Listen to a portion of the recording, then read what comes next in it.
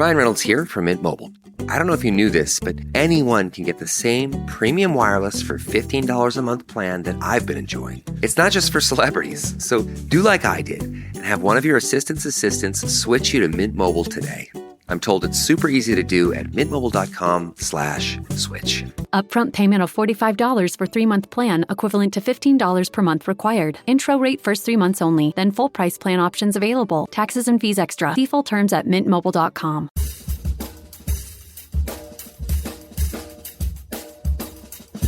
I mean, no one plans to get sick, and yet, here we are.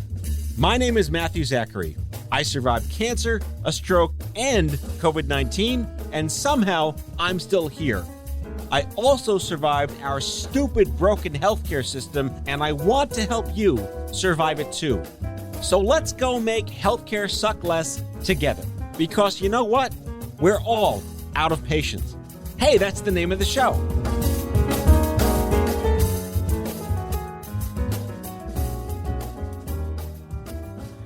So how are we starting this?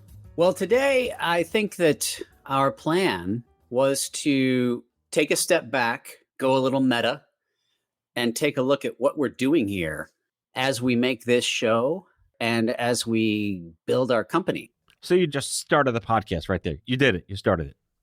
That's right. We're taping. We're rolling. And the interesting thing about the fact that I just started the podcast is that the name of this show is probably going to be Don't Start a Podcast. What do you mean is sort of going to be? It is. This is the Don't Start a Podcast podcast. Are you confused yet? Good.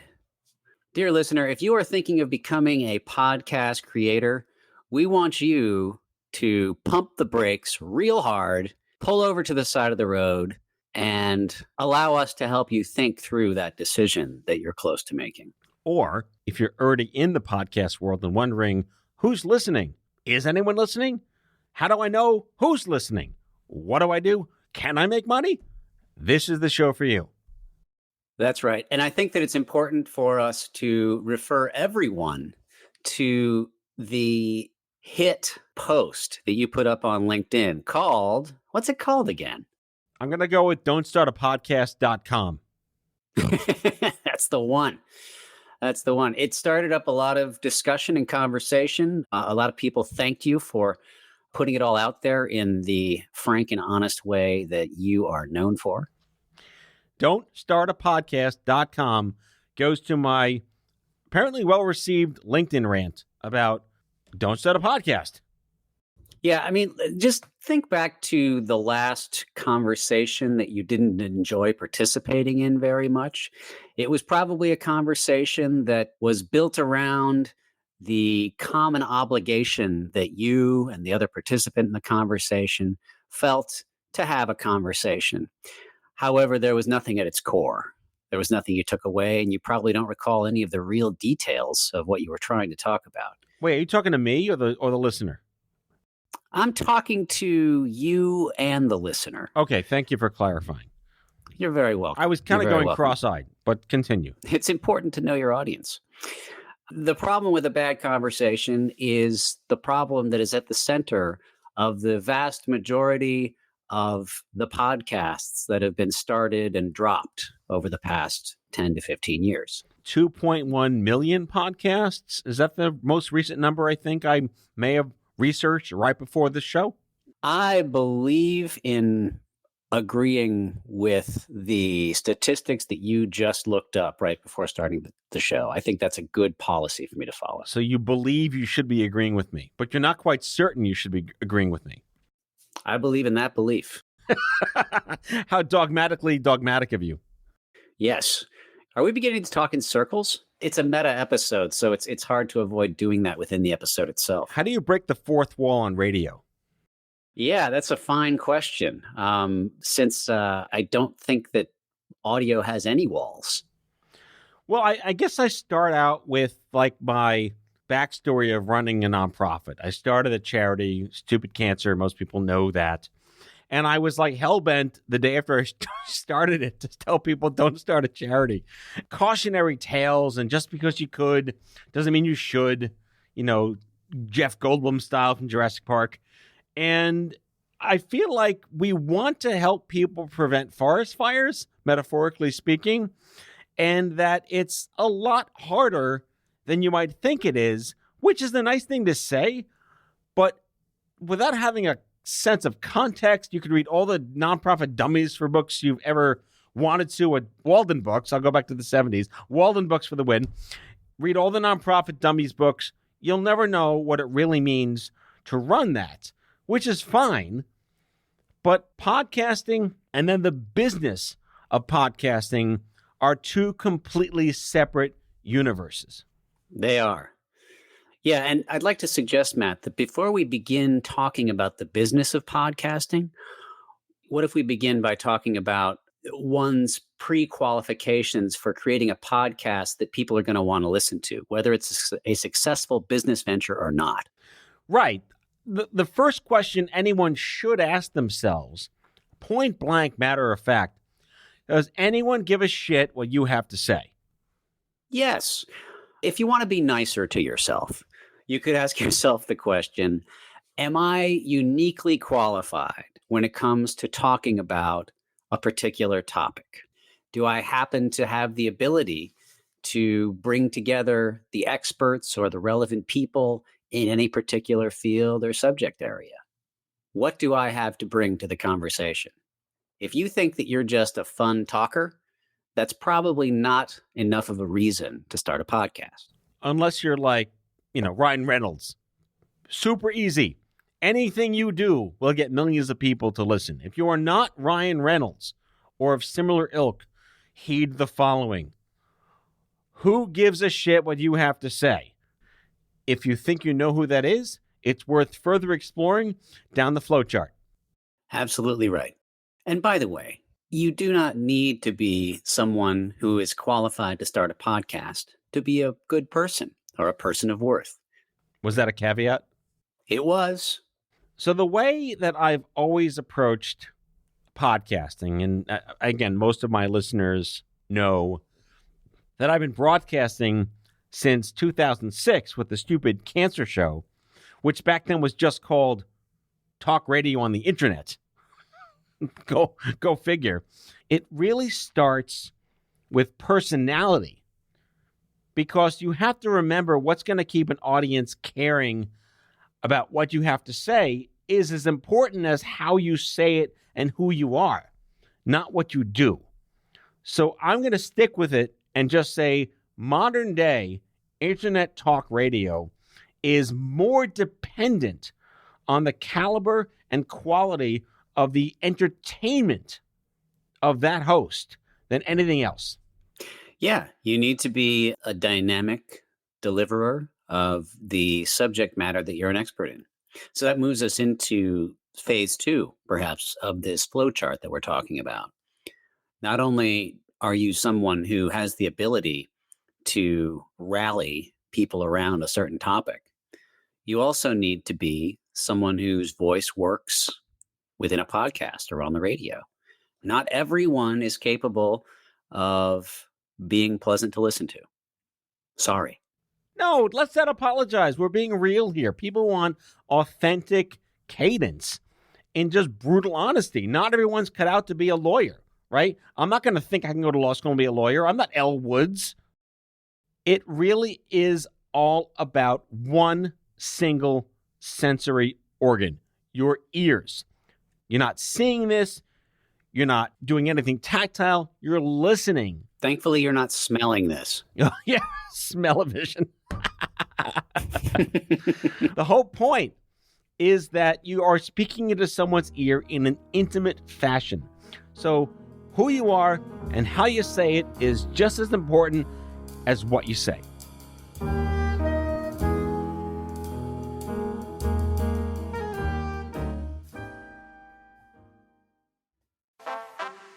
No matter how you travel, it's good to have a plan. Some people plan every minute. No sleep, bus, museum, another museum. While others only plan to take it day by day. When it comes to your finances, a plan is just as important. You can count on Credit Karma to give you the insights you need to understand your options, so you can take charge of your financial path and find your way to money. Explore how you can make financial progress with confidence today. Intuit Credit Karma. Karma you can count on. Are you feeling stuck in your career or lacking employment at the moment? Experiencing symptoms of job dissatisfaction? You might be suffering from a common condition known as career stagnation. But don't worry, there's a solution. Monster.com. Monster.com offers a comprehensive suite of career-boosting tools designed just for you. Our free resume review and AI interview prep tool will help you stand out from the crowd. Need more guidance? Dive into our career advice articles for expert tips and insights. And don't forget to check out our salary tools to ensure you're getting paid what you're worth. Side effects may include a new job, increased confidence, and a brighter future. Consult Monster.com today and take the first step towards your new career. Ready for your next job opportunity? Visit Monster.com now.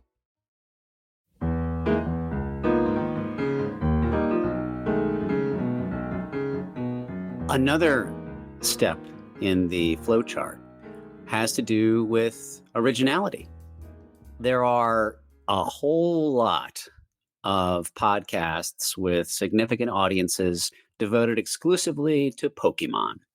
And so you might consider not starting a podcast if it's already being made. Unless you're Ryan Reynolds. Sure, because he, of course, was the voice of Pikachu in the most recent Pokemon movie. One other thing to talk about, Andrew, there are different kinds of podcast subjects. So I think where we're really focused on is not the fiction podcasts, not the news, sports, pop culture podcasts, although those can really have drab hosts and bad chemistry. I think from this perspective, we're talking about original podcast creators building their own personal brands and creating things from scratch. Is that fair? Oh, that's absolutely right. Yes, most certainly. So that goes back to what kind of podcast do you want to produce? Are you going to do narrative nonfiction, fiction? Are you going to be a politics, entertainment pundit? Or do you just think that I went through shit, I want to make shit suck less for these people, I'm going to be the voice of these people? And that's perfectly fine too. But then, is it a solo show? Is it a buddy show? A co-host show? A host and a guest show? What does the format look like? Are you talking to specific people? How do you recruit those people? What qualifies someone to be on your show? Is it journalistic in nature? Is it a roundtable? This is the complexities of identifying what your show would need to be and not just rambling into a mic you bought on Amazon for $30. On Offscript Media, we have the host to guest one-on-one, which is generally the structure of your show, Matt, Out of Patience. We have multi-host solo guest shows, at least one in the form of Brave New Weed, our cannabis show. We have co-hosts only, with no guests, generally speaking. An example of that is the show Am I Dying? And we also have several examples of highly produced journalism. Most prominent among them, the Cancer Mavericks. Right, which goes back to, do you have standards? Do you want something that sounds like you're talking from a barn? Do you want something that sounds like an NPR production? Where do you draw the line on what you think is good enough for someone to listen to and not say out of the gate, this is shit. I don't care what they have to say. It sounds terrible. You know, it's important to put the time in to get the tech right. Sure, it's a fun medium and it allows you to develop content relatively quickly and to get it distributed relatively quickly, but take it seriously. Your audience can tell when you're taking them seriously by putting care into the quality of the sound that you're producing. Right, which leads to our next part down the rabbit hole here is, what hardware do you need to buy? Do you want to be a real audiophile? Then you got to get the good stuff. But how do you know what that is? Do you want the cheap thing on Amazon for $19? Do you want that? That's going to sound like crap. Where do you go to get the information you need to buy the best equipment that's right for you? And where are you going to be taping this? From a closet? Your basement? Are you working out of an air horn store? Not a good idea. Have you heard of the words echo cancellation? If you haven't, you can Google that. Noise reduction? Do you live next door to a fire station, perhaps above and below a bowling alley like Mo Sizlak from The Simpsons? And that also leads to your budget. Shit costs money, folks. This is America. And if you want to have standards and you want to have quality, you got to invest the time and the money to do it right. We have a lot to be grateful for, don't we, Matt?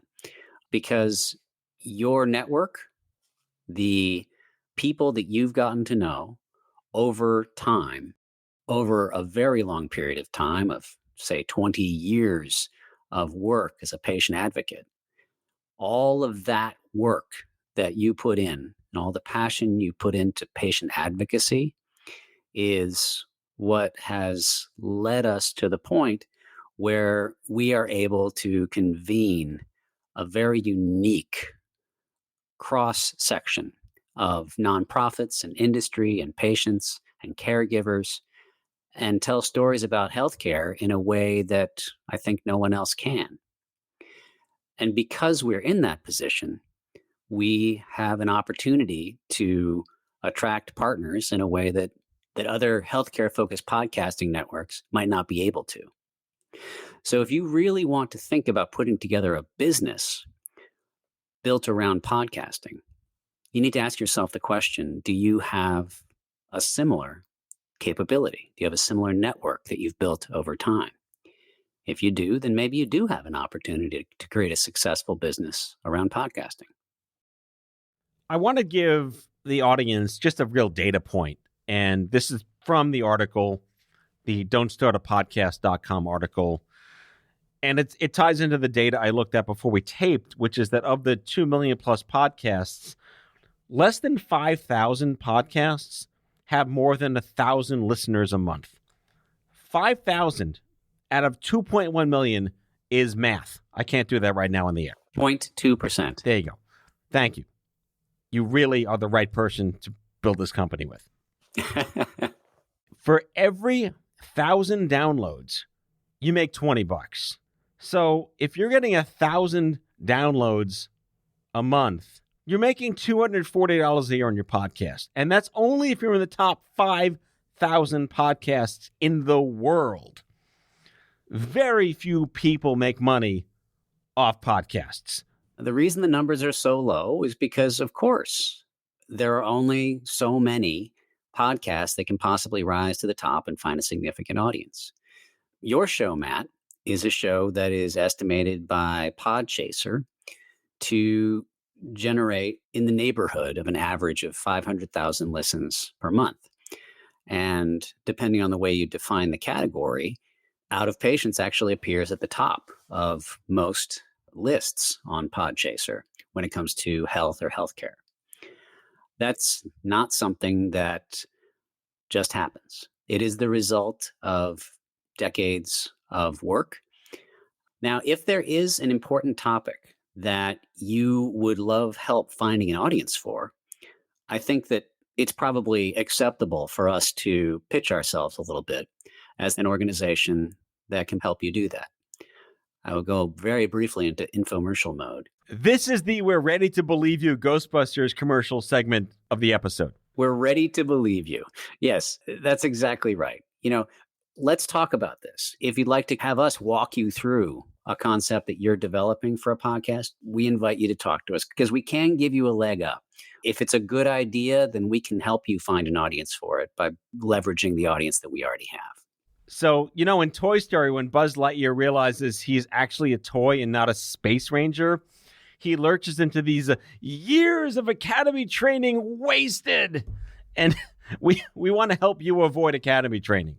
Unless, in fact, you are a space ranger. Yes. Protective helmet and wings and all. So if you're still listening, we hope you've either been scared straight and run for the hills, or maybe you don't want to talk to us. Ask your professional prescriber of Don't Start a Podcasts if podcasting is right for you. That's right. You can send us a note at contact@offscript.com. We are Offscript Media, and we are ready to believe you. That's all for today, folks. If you like today's show, be sure to subscribe, leave a review, follow us on social, and tell all your friends to listen. Out of Patients with Matthew Zachary is a product of Offscript Media. Our executive producer is Matthew Zachary. Our senior producers are Brianna Seeley, Jen Oranger, and Andrew McDowell. It is mixed and edited by Brianna Seeley. Our theme music is by the Mike Van Allen Quintet and by Mara. For advertising and media inquiries, email media@offscript.com. Hit us up at contact@offscript.com to share comments, feedback, and make recommendations. For more information, visit offscript.com.